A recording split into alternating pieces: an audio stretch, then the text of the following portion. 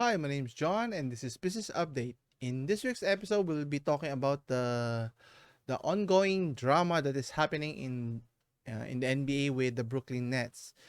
In this case, the ongoing saga that's being orchestrated by Kevin Durant in terms of being wanting to be traded, and he hasn't been traded up to this point. And now he has talked to the owner of the Brooklyn Nets, Joe Tsai, to with regards to choose between him, if the team wants to retain him, or change the coach which he handpicked, and the general manager, which is Sean Marks. So what's going on here? And I find it kind of funny that this all of the situation could have been avoided if Kevin Durant himself could have spoken up much earlier regarding the situation, and the fact that he chose to be at Brooklyn. And obviously, if you're the Brooklyn Nets, you'll pay a hefty sum, in this case players and draft picks, to be able to get the services of one of the best players of the league despite his age.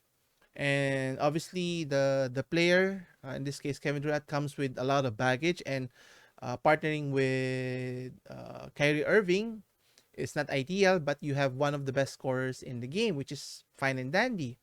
But with the debacle that happened last year, in terms of they were supposed to be a triumvirate with James Harden, and with the vaccination issue with Kyrie Irving, all things went sideways quickly, and the trade between James Harden and Ben Simmons, which I didn't think was a win-win for the Brooklyn Nets either way.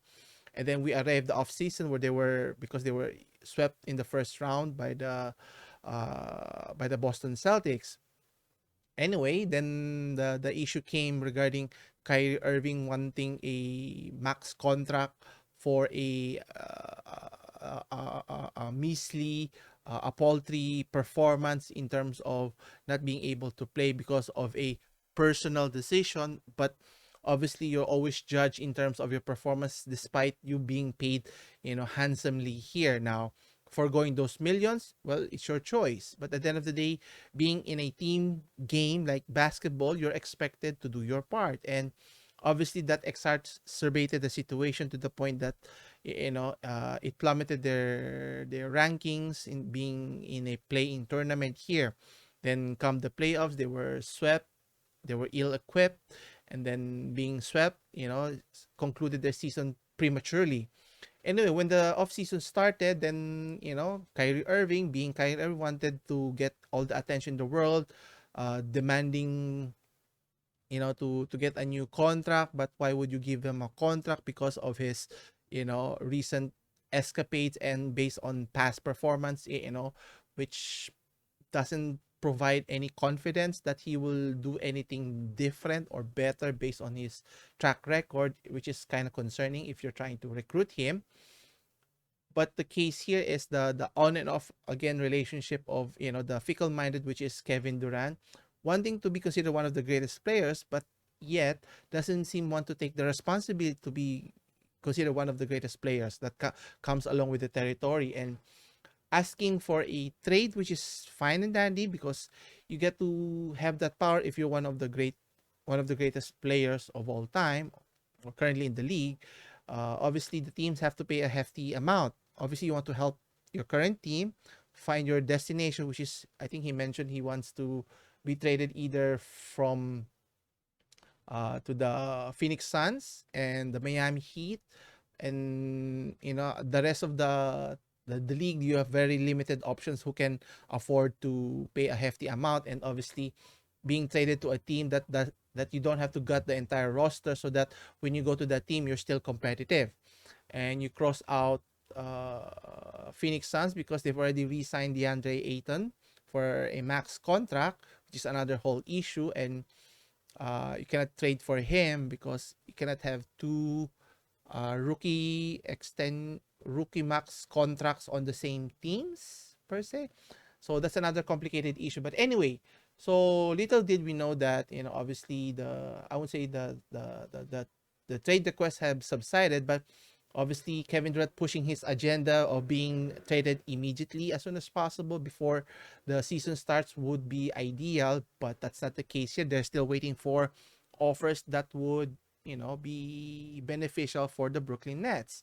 And obviously, if you're the GM and the owner, you're looking for your best interest while trying to accommodate the player here.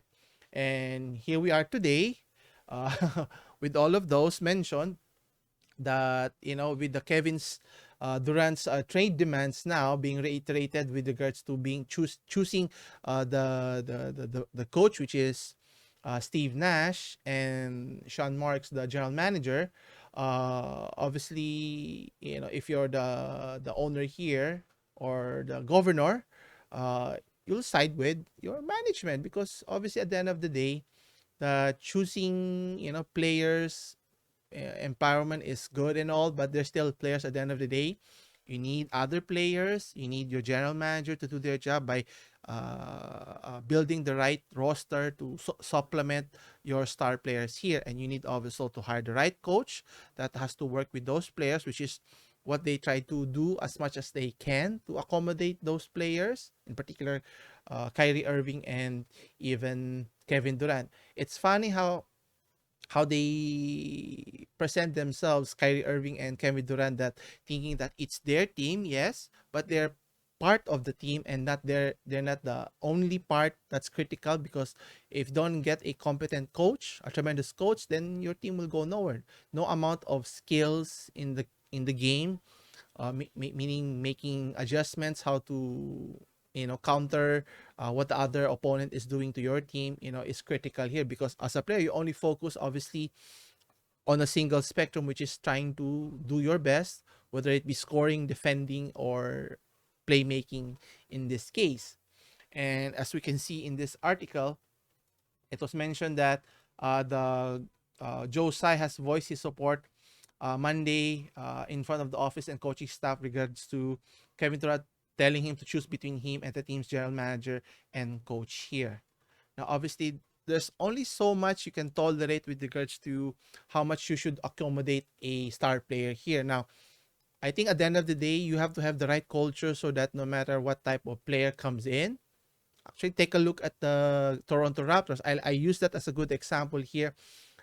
If you have a great general manager or team president, in this case Masai Ujiri, who has a track record of getting better, best value for players, trading for players at the right time. In this case, for Kawhi Leonard, and trading for him by trading of the one of the favorite, DeMar DeRozan, was a very hotly contested issue. But I think he made the right choice, because you cannot, uh, you don't get often many chances getting a star caliber player, even though it's only a rental, because the gamble paid off. The team is already good at the time. You had Fred Van Fleet, up and coming star. Then you had Kyle Lowry, and you have a plethora of role players that is already good on its own, a playoff team, but they didn't have the star player there.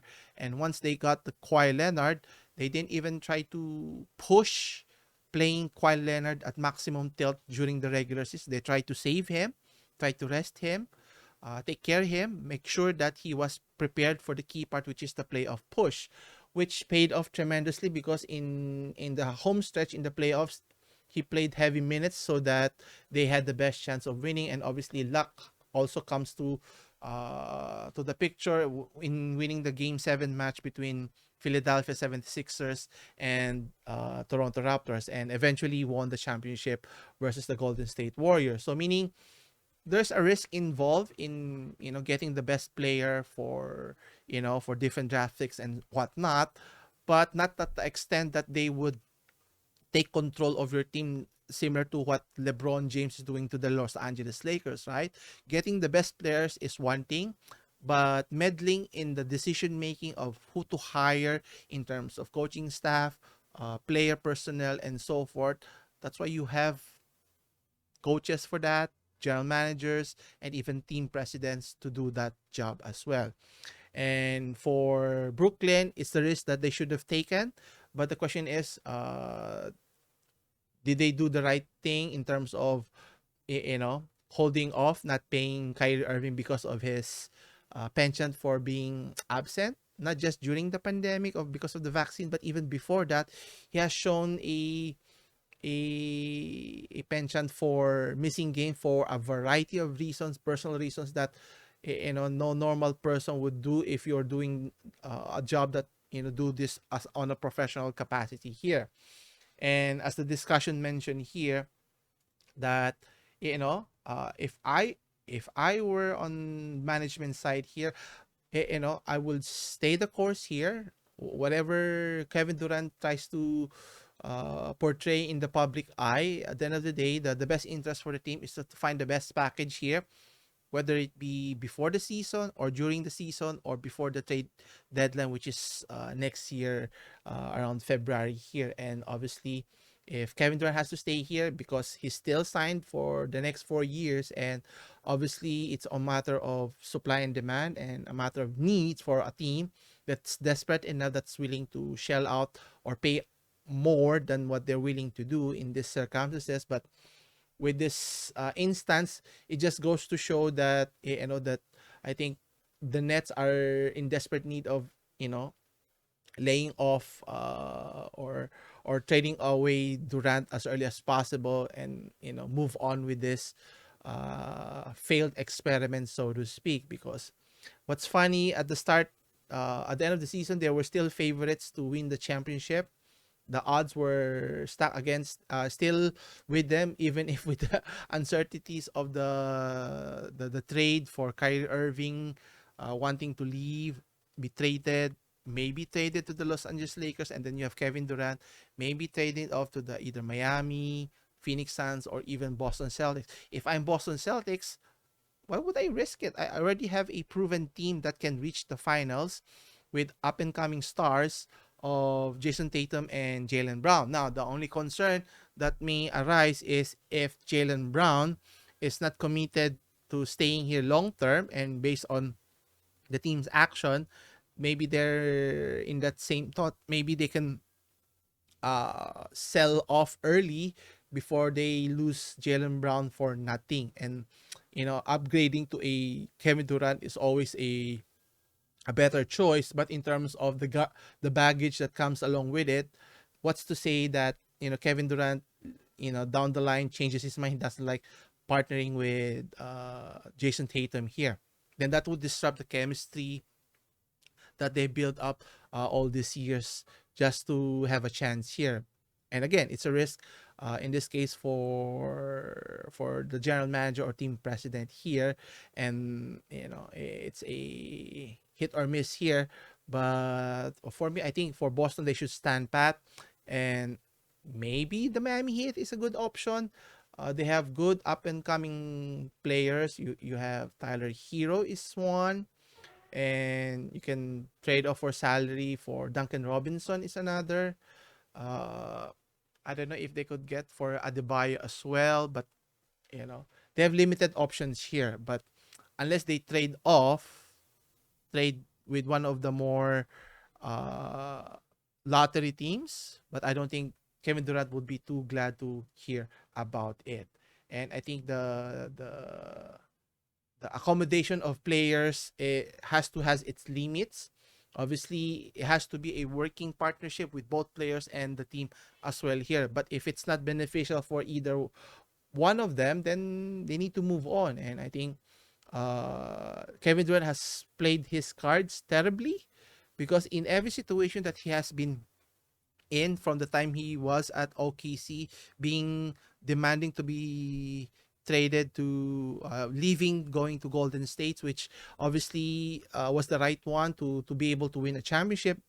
But then again, leaving the Golden State to start his own super team, and look what happens here, and being criticized that he wasn't the bus driver in this scenario, then picking fights and being petty about it, having a Twitter fight with a whole lot of people because you cannot take criticisms here, which is seems fair enough because you're a high profile athlete here. And the fact that you chose to leave the Golden State, and the fact that when you left Golden State, they were able still to win a championship without you. So meaning, obviously, having you as a player in the team enhances the team, but it's not the only reason that a team will win championship because of you, but despite of you being there. So obviously, in the case of Stephen Curry, it has proven that, before and after Kevin Durant went to Golden State, he's still able to perform at a high level and provide a championship to his team. Same can't be said also with Kevin Durant here until he does that, which is very unlikely now with what's happening in, Brooklyn Nets and choosing the wrong partner. Why would you choose Kyrie Irving over Stephen Curry? Stephen Curry is a more better superstar than Kyrie Irving. A multiple two-time MVP compared to an All-Star? I don't see the logic there. But it is what it is. It's his choice, so you have to live with the consequences here. And if people peg you that you're a bus rider rather than a bus driver, then so be it. Otherwise, you prove it. Just like when Giannis Antetokounmpo was able to prove that he didn't have to move to a different team, partner with other superstar players. You just need to draft well, trade for the right players to surround him, and be able to win that championship. And they were able to do it. And now, he is a full-fledged, technically a superhero in Milwaukee now because of that. And same can be said of Kevin Durant if he were to be able to bring a championship for OKC at the time, or even the Sonics before that. But that's not the case here. And the question here is what will happen next year despite this issue. Obviously, the carrot here is obviously you still have a prime Kevin Durant. You can still get prime years, getting 30 or so points per game. But the question is, he's injury prone as well. So there's always concern. But that's the risk you're willing to take here. The question here is, which team will take the chance? We'll just have to wait and see here. Whether, what do you think? Do you agree with what Durant has done here, and being petty with the with the public in terms of social media? It's kind of funny here when you look back at it, and looking forward to what's the situation here. But anyway, that's it for today. Come back again on Wednesday for more business update. As always, if you enjoy these types of content or videos, don't forget to hit the like and subscribe button, or help share the content so we can grow this channel even further. Anyway, as always, I'll see you in the next one. Take care.